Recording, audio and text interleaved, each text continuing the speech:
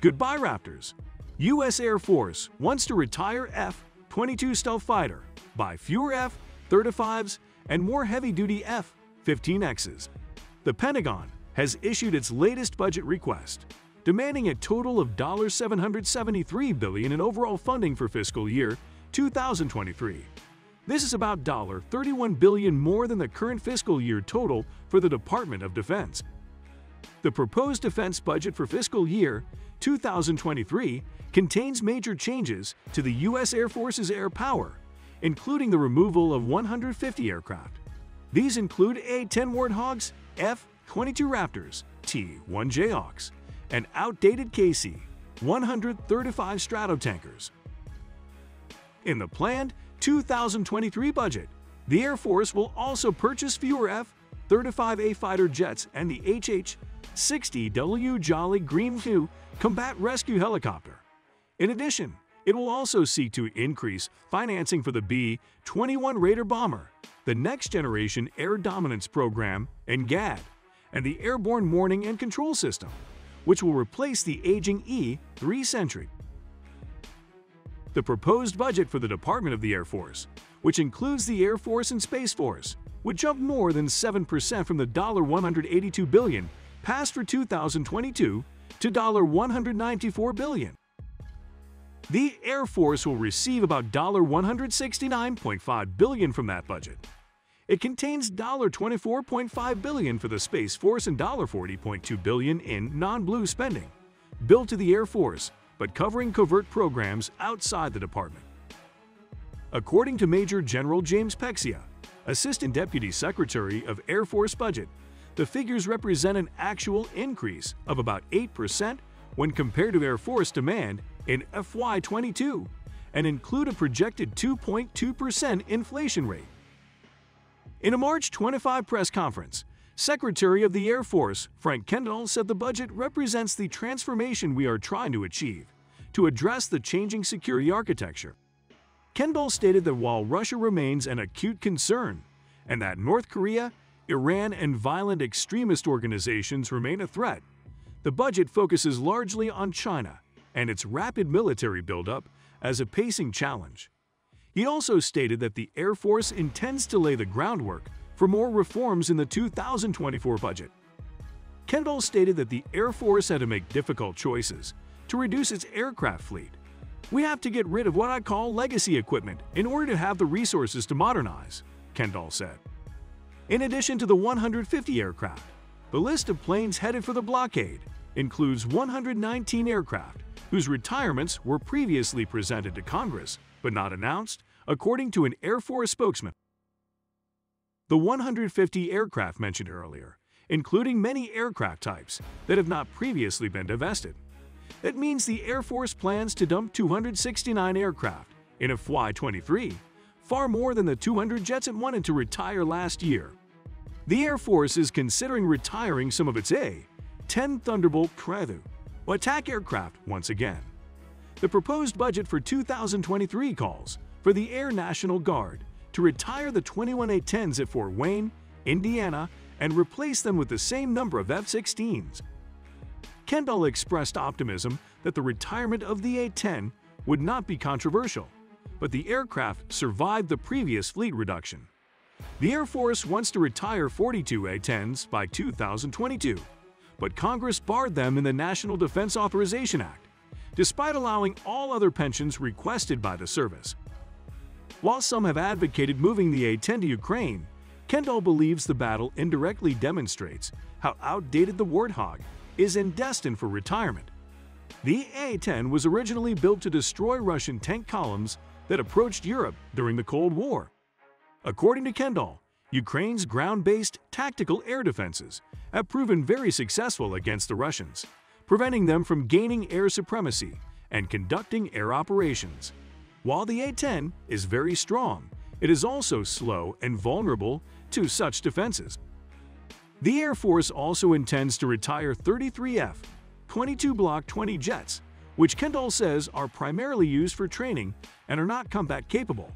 Major General James Pexia estimated that making the F-22 combat ready would cost $1.8 billion over 8 years, making it extremely expensive. In exchange, he added, the Air Force would divert $1.5 billion that would be used for the F-22 to modify the F-35 and modernize the existing F-22. Some of the funds will also be used for the NGAD family of systems, according to the Air Force. There are a total of 186 F-22s in the Air Force, 36 of which are Block 20. If all retirements are permitted, the Raptor fleet will be reduced to 153 aircraft. Kendall said she doesn't expect any more F-22s to retire until NGAD is ready to replace them. According to Kendall, the Air Force plans to transfer 100 of the more than 300 MQ-9 Reapers to other government agencies. Generally, the rhetoric is used to characterize the CIA or other secret government agencies.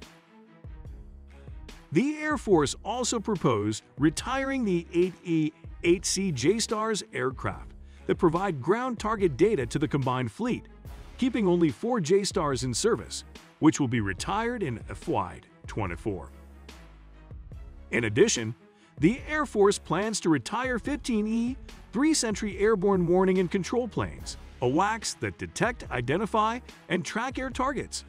The Air Force currently has 31 AWACS aircraft in its inventory, which will be decommissioned once successor aircraft are developed. The Air Force also plans to retire 10 older C-130H Hercules cargo planes at Maxwell Air Force Base in Alabama. The addition of 4 new C-130J Super Hercules to the C-130 service fleet will bring the total number of C-130s to 271. The Air Force plans to purchase 5 MC-139 Grey Wolf helicopters to replace the decommissioned C-130HS by 2020. The Air Force also plans to retire 50 of the 177T, 1 Jayhawk twin-engine jet trainer aircraft, citing a change in its multi-engine training strategy, according to Kendall. Procurement plan. The Air Force also wants to buy 33 F-35As, down from 48 requested last year. Kendall stated that the Air Force is reducing F-35A procurement to free up funding for NGAD development, ongoing development of upgraded engines for the F-35, and rapid deployment of the F-15EX. The budget also includes 15 F-35BS and 4 F-35CS for the Marine Corps, and 9 F-35CS for the Navy. The Air Force is seeking $2.7 billion to buy 24 F-15EX jets by 2023, more than double the amount demanded by 2022. Last year, Congress finally gave the Air Force permission to buy 17 F-15EX fighter jets. According to Kendall, adding more F-15EX will allow the service to replace aging F-15CS more quickly. The F-15EX has a larger weapons payload than the F-35, making it ideal for domestic defense and some air defense missions overseas. Indall voiced displeasure with the F-35's recent progress, saying he wanted to see real progress made on the development side and complete Block 4. He pointed to the performance of Technology Refresh 3, a software upgrade for the F-35's computing system, as not what we wanted. However, he highlighted that the F-35A will continue to play an important role in the Air Force's combat force for many years, and that the Air Force's goal of purchasing 1,763 aircraft remains intact. According to Pexia, the military is asking for $1.65 billion for the Next Generation Air Dominance Program, a $133 million increase that primarily funds upgrades of sensors and robust communications equipment associated with the 6th generation fighter. The Air Force also set aside $113 million for Advanced Collaborative Platforms, which is the Air Force's new terminology for the Loyal Wingman-style drones that will complement the NGAD and B-21. The B-21 Raider program entered the procurement phase this year with a demand of $1.7 billion. However, Pexia said how many stealth bombers it would buy for that amount, reflecting the secrecy of the program. The service will cost $2.8 billion for an additional 15 Boeing KC-46 tankers. It will also continue the purchase of Boeing MH-139 Grey Wolf helicopters, which were delayed in FY22 as the service tries to get the helicopters licensed by the Federal Aviation Administration.